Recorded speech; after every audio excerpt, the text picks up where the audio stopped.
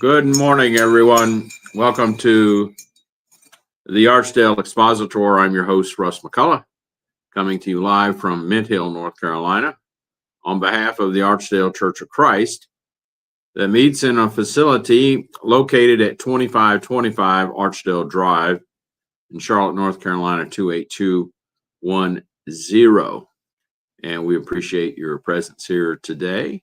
We will next meet at our facility on the Lord's Day, upcoming this Sunday at 9 a.m. for Bible study, 10 a.m. for worship, and again at 6 p.m. for worship. That's this coming Lord's Day. Please consider this your official invitation to join us, and we'd be delighted to see you. 9 a.m., 10 a.m., 6 p.m., Lord's Day, upcoming, today being Thursday, Lord's Day being Sunday next. So thank you. We are continuing our series on text, translations, and tranquility, where it is our purpose to let everyone know that it doesn't matter which translation or text you prefer. You are not an apostate. You are not a heretic. You are not a false teacher based upon the textual family you prefer and or the translation you prefer to use. And we're all one in Christ, and we need to set our opinions aside, and that's what this series of lessons is all about as we explore the different texts and the different translations and the different methodologies of how these things go about. A translation is primarily a linguistic exercise, not a theological one. And so we started yesterday talking about the pros and cons, advantages and disadvantages for the different textual families. We observed the majority text, the also known as a Byzantine priority text, or the majority text. We then looked at the advantages and disadvantages of the minority text, also known as the critical text or the Alexandrian synodic text. Any number of names for these textual families. We also observed that these textual families are fragments that are similar in letter type, similar in location, and similar in the kind of paper or papyrus product that they are written on. And today we want to talk about the third major textual family, and that is the Textus Receptus, or the received text. The Textus Receptus, or the received text. Now, if you want more information about the received text, there is a work out there by a man named Bergen. Let's see here. John William Dean Bergen, Burgon, The Revision Revised, a Refutation of Westcott and Hort, False Greek Text and Theory, London, 1881. It is the premier text you want to know about the Textus Receptus. Now, the advantages of the Textus Receptus family of text. For approximately 300 years, it was textually unchallenged by translators, linguists, theologians, and of course, the King of England. For its time, it was the absolute best of available text. It was the text of choice of the largest translating committee in history up to the time of the highly trained linguist for the 1611 King James Bible. It had a monopoly on the New Testament text used for translating for over 2.5 centuries. For 270 years, 1611 and 1881, it was the center of all Bible scholarship in the English-speaking world. And the New King James Version, NKJV, was based upon the received text as well as on the majority text. Those are the advantages of the Textus Receptus, or the received text.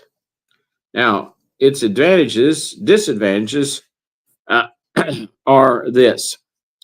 It is a secondary rather than a primary document, being a translation of a translation of a translation. The King James Version was a translation of 7 texts that were chosen, but it was primarily based upon Erasmus's Greek text that was then translated into Latin by Jerome, which was then translated from Latin into English by the committee. So it wasn't a pure translation, it was a version, because it was a translation of a translation of a translation. The Textus Receptus requires, quote, as we go, end quote, translation of dead language words, phrases, idioms, and construction. So when you're dealing with the King James or the Textus Receptus, one has to do extra translating. Modern translation translates Greek words into English. The King James Version translated Elizabethan words from Latin words from Greek words, but it was stuck in 1611.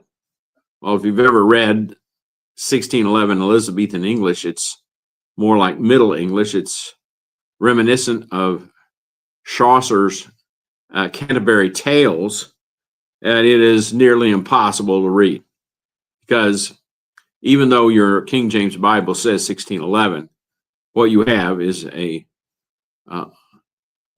series, the end result of a series of revisions, the last of which was 1791. So when you read your so-called 1611 King James Bible, it is noted that way for marketing purposes, but in reality, you're reading a revision that was dated in 1791. But regardless, 1791 English hardly is like 21st century English. So when one uses the King James, the Textus Receptus based, one has to do a lot of extra translating of dead words, archaic words, phrases, idioms, figures of speech, etc. So people can understand. It's very complicated. It is the Textus Receptus. It is approximately 15 years removed, 1,500 years removed from the autographs. This text that was put together was 1,500 years after the original books of the New Testament were written. It's a very new family of text. It's much newer than the majority or the minority text. As versions go, it has the least amount of Greek language textual support, as the translators were limited to only 7 major texts from which to work. Thousands of texts are available. In those days, 1611, there was only maybe several hundred, but they were still, regardless, limited to only 7 from which to work. The Textus Receptus has had little scholastic attention since 1881. It is a lightning rod for controversy from both the left and the right of the translating community, as it was more of a political tool than a theological one in an attempt to unify Presbyterian Scotland and Anglican England. This is very important that we understand this. This is the motivation of King James. He was not a theologian. He didn't care about anything about religion except how he could use it as a tool to unify England and Scotland. Now, England used the Bishop's Bible in the pulpits of the Anglican Church of England Church. However, in Scotland, the Presbyterian Scots used the Geneva Bible, which King James had a special loathing for, because in the line notes of the Geneva Bible, it had, shall we say, disparaging things to say about autocratic kings and despot rulers. He didn't like that. So he wanted to do away with the Geneva Bible.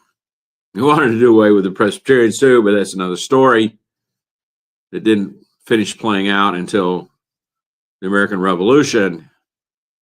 The American Revolution in the south part of the United States was a religious civil war between Anglicans and Presbyterians. In fact, the King of England referred to the American Revolution as the Presbyterian Rebellion.